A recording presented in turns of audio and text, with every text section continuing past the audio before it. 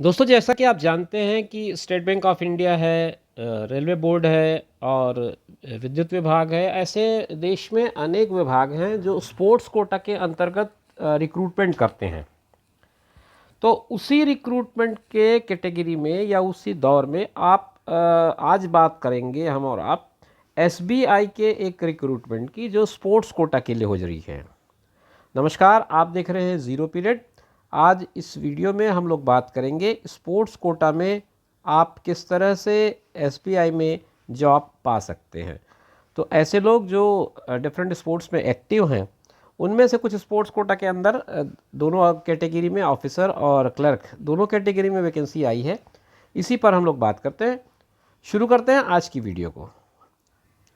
सबसे पहले समझते हैं, ये एडवर्टाइजमेंट नंबर है CRPD sports 242507। Online registration of application from 24 to 14/8, 24/7 से ये शुरू हुआ है और 14/8 तक चलेगा। तो अभी आपके पास समय है, आप चाहें तो आवेदन कर सकते हैं। इसमें 8 स्पोर्ट्स को चूज़ किया है। Online application are invited for from eligible Indian citizen for recruitment of sports persons considered meritorious in State Bank of India in officers public clerical cadre for 8 following sports।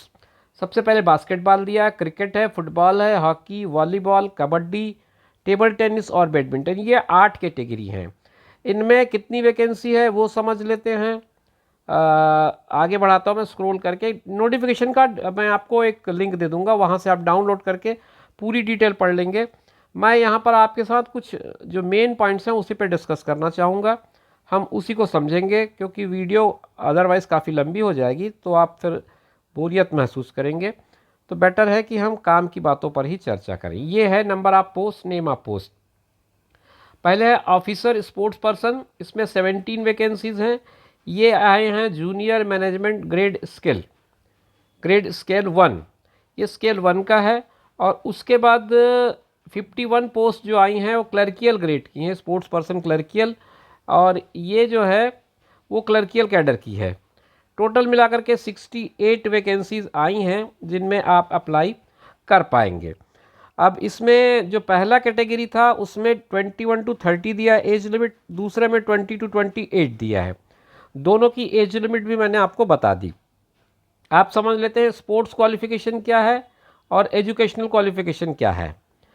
तो educational qualification में बहुत simple सा, graduation in any discipline, यानी किसी भी subject में अगर आपने ग्रेजुएशन किया है, चाहे BA हो, BSc हो, BCom हो, तो आप इसके लिए एलिजिबल हैं। स्पोर्ट्स क्वालिफिकेशन में कहता है should have represented the country in an international games during last 3 years. पिछले 3 साल में अगर आपने देश का प्रतिनिधित्व किया है किसी अंतर्राष्ट्रीय खेल में, तो फिर आप इसके लिए एलिजिबल हैं। दूसरा जो क्लर्क कैडर का है उसमें should have represented the state in national event.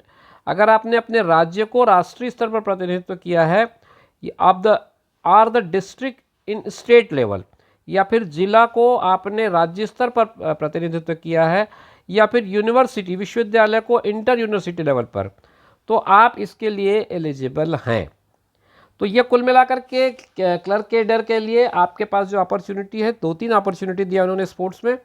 Educational qualification में दोनों के लिए ग्रेजुएशन मांगा गया है और इसमें आपने देख ही लिया कि क्या अंतर है दोनों में। अब और कौन सी चीज़ है जो समझना चाहेंगे हम। सिलेक्शन प्रोसेस को समझ लेते हैं। Selection process will be on the basis of short listing and assessment test.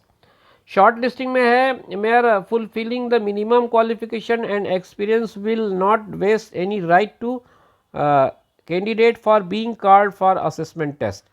तो अगर आप ये जो क्वालिफिकेशंस है उसको फुलफिल करते हैं तो इसका मतलब ये नहीं होता कि आपको असेसमेंट टेस्ट के लिए बुला दिया जाए। उसके लिए कुछ और क्राइटेरिया होंगे। The short listing committee constituted by the State Bank of Bank will decide the shortlist parameter, and thereafter adequate number of candidates are decided by the bank will be shortlisted for assessment test। तो एक committee होगी जो ये decide करेगी कि short listing का parameter क्या होगा, और फिर वहाँ से एक लिस्ट बनेगी, उनको असेसमेंट टेस्ट के लिए बुलाया जाएगा। इस असेसमेंट टेस्ट में 3 पैरामीटर आपको दिया गया है। पहला जो पैरामीटर है उसमें assessment of recognized sports achievement. दूसरा जो पैरामीटर है उसमें है general intelligence, knowledge of game and personality etcetera etcetera. तीसरा है एक्टिवनेस एंड फिजिकल फिटनेस। तो ये 3 पैरामीटर होंगे जो आपके असेसमेंट के लिए ज़रूरी होंगे इसको क्वालिफाई करना। फिर उसके बाद मेरिट लिस्ट बनेगी और फिर आपका सिलेक्शन हो पाएगा। किस किस अथॉरिटी के सर्टिफिकेट्स मान्य होंगे उसकी एक पूरी लिस्ट है। यहाँ पे 5 इन्होंने कैटेगरी दिखा दिया है, कहाँ कहाँ पर किस किस तरीके से आपके जो सर्टिफिकेट्स होंगे वो या अवार्ड होंगे वो उसकी एलिजिबिलिटी डिसाइड होगी। तो लगभग जितनी काम की चीज़ें थी वो मेरे ख्याल से मैंने आपके साथ डिस्कस कर लिया है। और इसके अलावा तो मुझे और कुछ नहीं दिख रहा है, फिर भी स्क्रॉल करके देख लेते हैं। हाउ टू अप्लाई का एक सेक्शन है, ये आपके लिए बड़े काम का हो सकता है, इसको आप पूरा स्टडी कर लेंगे तो अब यहाँ पर आपको ये पता चल पाएगा कि किस तरह से आप अपना आवेदन भेजेंगे। ये सारी चीज़ें हाउ टू अप्लाई में समझाई गई हैं कि आप अपने डॉक्यूमेंट्स कैसे अपलोड करेंगे, ये सब आप वहाँ से पूरा डिटेल समझ लें, उसके बाद ही आप आवेदन का काम पूरा शुरू करें।